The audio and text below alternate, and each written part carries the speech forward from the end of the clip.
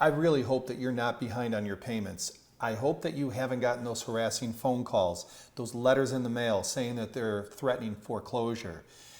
It's a really lonely feeling and you're really not sure what to do. Well, in the next few minutes, I'm going to share with you the 3 things that you can do right now in order to prevent foreclosure. Hi, I'm John Adolfi with Adolfi Real Estate in the sleepy little village of Phoenix, New York, and I've had extensive experience in helping people get out of that foreclosure thing that they're in. Let me tell you, when I talk to them, they're usually confused. Usually they've moved out. Or if they're still in the house, they're thinking that at any moment there's going to be a lock on the door and they can't get in when they get home. So what do? First thing you do is don't panic. The second thing you're going to want to do is, if you're not doing it already, that collection agency can be your best buddy, so to speak, meaning that communication with them is important. So the first thing you do is just call them up and say, hey, hi, it's Bob, and here's my account number. I know that I'm behind and I just want to know what my options are. They are going to give you 3 options. Let's go over those options now. Option number 1 is loan modification. What that means is that they're going to take whatever you owe that is in arrears, or how much they want you to pay to get it current. They'll take that, let's just say it's $5,000. They're going to take that, they're going to move that $5,000 and put it on the back end of your mortgage. Now the plus is you get some kind of stay of execution forgiveness. You get back on track. They basically get you to where you are no longer late on your payments and you can begin again paying your normal payments. The negative is that principal and interest of that $5,000 that goes on the back becomes principal. You're going to be paying interest on top of interest. All right, I know that kind of stinks, but you do get it to where you get to fresh start again, and that's really important. They usually put you through a process of seeing whether or not you qualify for loan modification, okay? So there's going to be a lot of paperwork involved. They're going to ask for probably your pay stubs and maybe even your tax returns, letter explaining, what happened. Make sure there's a lot of tears on just kidding. And they're going to take all of that, evaluate, and let you know whether or not you qualify for a loan modification. When they do, and they put that forgiveness, or they take that amount that they're not forgiving, they're just moving it to the back end of the mortgage, then they'll put you on a trial payments of 3. I believe 3 trial payments, may be different where you're at, where you need to make those payments on time. Okay? If you don't, it's all over with. Now, some of the other modifications that they may do, and you may want to ask them, is to adjust the interest rate. Let's say that your interest rate's at 6%. See if they'll do 3.2 or 4 or 2.8, whatever. Ask them if they'll lower or adjust your interest rate. I've heard of times where they actually modify the amount. Now, I don't know if that's possible or not. I don't have any case studies or personal experience with it, just once in a while I've heard something like that. You never know unless you communicate with them.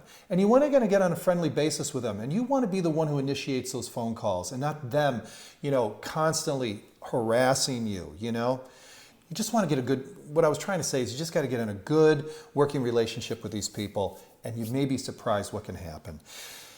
Number 2, let's say loan modification doesn't work. They won't give it to you. You blew it or whatever, but it's time to sell the property.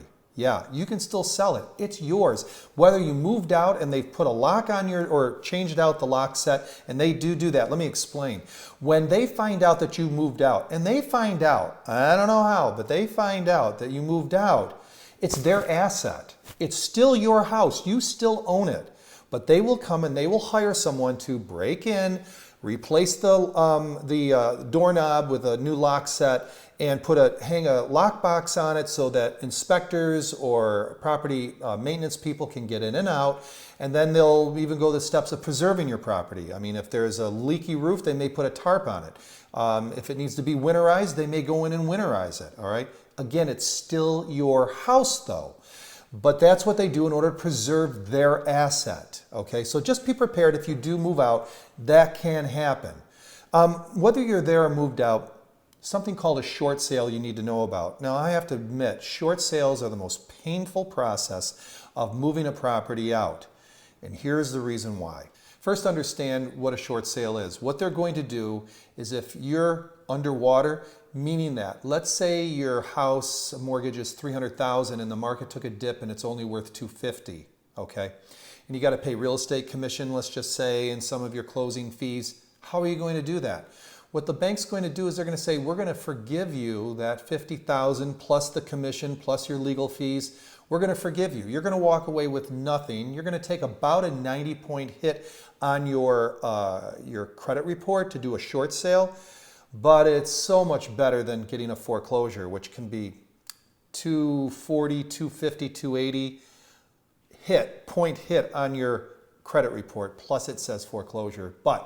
So what you're going to want to do is hire a realtor in order to help you out. The realtor, in turn, and I want you to take a look at this, is going to have you sign a third party to release, authorized to release information form.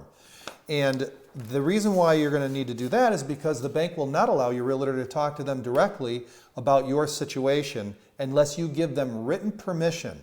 Once this is filled out and faxed or sent to the bank, then within 24 to 72 hours, your realtor can then call and discuss the short sale with them. One of the things they're going to do is they're going to send you a short sale package at some point. Try to get that right up front and get it going right away, even as you're getting ready to market your property through the real estate agent. In a hardship package, what they're going to ask you for is a letter of reason why you're in the situation that you are, your pay stubs, your tax returns, and a financial report that they'll have that you fill out. Once you fill all that out and send it in, then they'll at least, number one, either have it on hand when they need it or already pre-approve you for a short sale, and then it's just a matter of the numbers working for the bank. Now, in the situation that I gave you, that you owe $300 and you owe $300 and it's worth $250, understand it's really up to the bank. And I can give you percentages that they'll take 15% under what you owe, 20%. The bank is not, you're not going to know, unless it's a smaller bank and they come right out and tell you what you're good for. But once you put your house on the market and get a purchase offer, you have to send that in and the short sale package if you haven't sent the short sale package in. And this is then the waiting process for them to process the contract and your short sale package together. And it can be a long process. It can take weeks or it can take months. And so just to sum it up, after the bank says yes or no, yeah, they could say no to it, even after you've done all of that. Not enough money. Hopefully they'll tell you what enough money is.